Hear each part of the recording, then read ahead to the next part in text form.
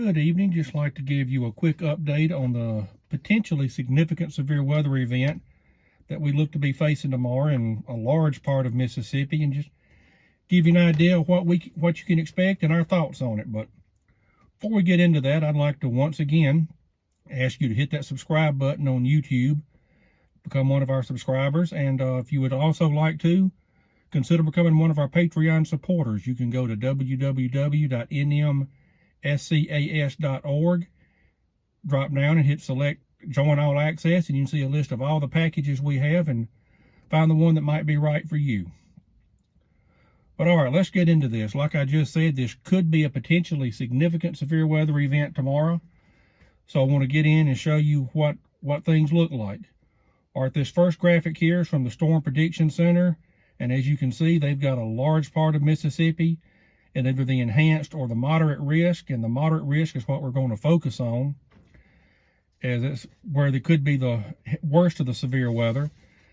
And in that, you can see in this graphic, this is where they have the tornado threat outlined.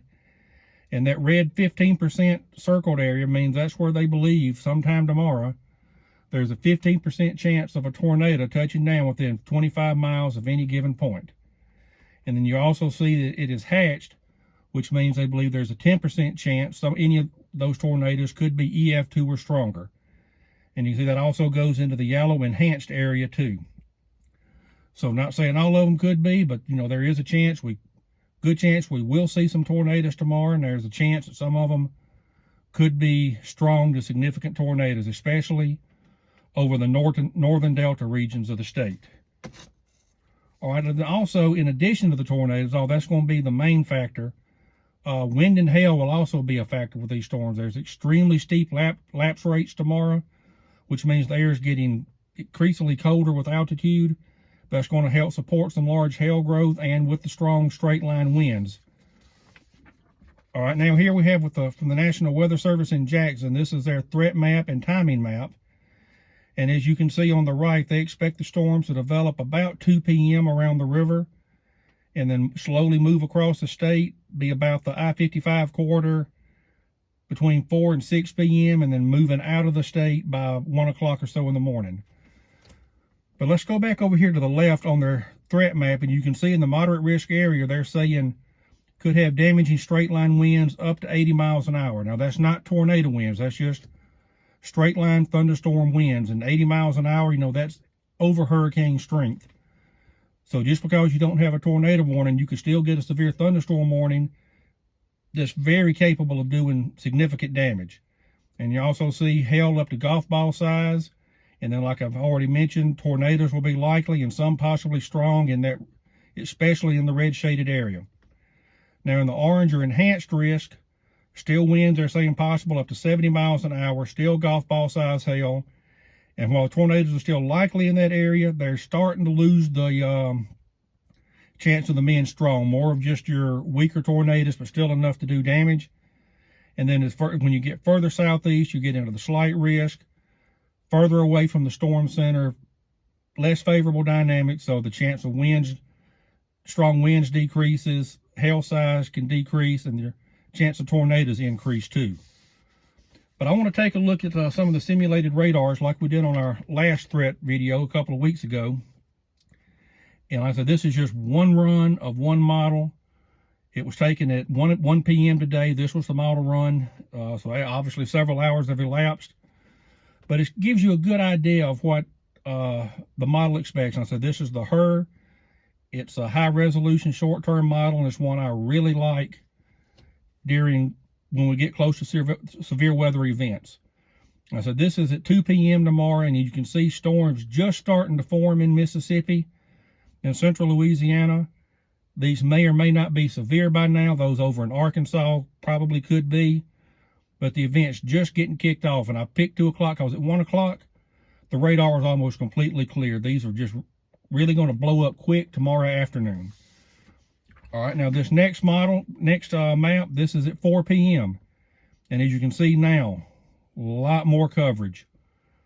Most of these storms by now, a lot of them could be severe. Some of them could be tornadic, especially up in that moderate risk area. And one thing I want you to focus on, the storm mode is relatively discreet. A couple of, segments, especially up in North Mississippi, but overall, a discrete or semi-discrete storm mode, and that will favor the chance of tornadoes, and some of them being strong to violent, if they can maintain a discrete status and not become more linear. All right, this next map is from 6 p.m. tomorrow evening. As you can see, the thing that concerns me most, the storms are still staying basically discrete. Now, some of the other models were showing more of a linear mode, so some of them are trying to show that, but this one, I said, I like it, I depend on it. It's staying, storm mode should stay mainly discrete. And some of these storms, the little purple or the white blobs, like just north of Greenville, these are going to be very strong, very intense storms. When they should be starting to max out about this time. So this time you can see several storms with tornadoes, several of them with the high straight line winds and the large hail. All right, this next graphic is the significant tornado parameter from the same model. And it's just indication the significant tornado parameter measures several environmental conditions to give where it believes the best chance is for strong to violent tornadoes, EF2 or stronger.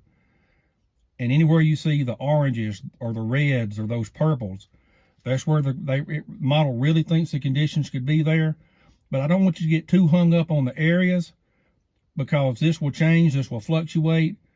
But the takeaway from this graphic is a large part of northwest and north central Mississippi will be in environmentally favorable conditions for strong to violent tornadoes. So any warnings you get, I need you to take them seriously, even if it's not tornado warned. Like I said, some of these storms could have 80-mile-an-hour winds, very easily can do significant damage to structures. All right, this last graphic I have here is the Updraft Helicity index, and it's just where the model believes that could be the strong updrafts, that's needed for hail, that's needed for tornadoes. And once again, the brighter the colors, it's where you can see the stronger the updrafts. And you can see, like I said, don't get hung up on position, but you can once again see mainly northwest Mississippi is where it's believing the strongest updrafts are going to be. And that's where you can see your tornadoes, where you can see your large hail. And now that one, like over extreme north central Mississippi, that fat blob, I don't worry about so much as that shape for being tornadoes. That's more could be large hail. The ones that worry me, where it may be trying to pick up on tornadic updrafts, are those to be just to the left of Greenville, where it gets strong, it weakens, then it gets strong, and that's a supercell cycling. It forms, it gains maximum strength, then it kind of weakens, and then it cycles back up again. And those are the ones that I look at for potentially tornadoes. Now, like I said, that doesn't mean there's going to be one in this area, but it's just showing you that it's picking up on the possibility that environment will be conducive for tornadic supercells tomorrow. All right, that's about all I have. Like I said, this was a quick briefing, but I just want to stress again, we're going to get through this. This is April in Mississippi. This is entering our peak severe weather season. This isn't an unprecedented storm system. We've seen stronger, but it could be a potentially high-end event or a significant event. I don't want to say high-end, but like I said, we get these. That's just the cost of doing business in Mississippi. Take any warnings seriously.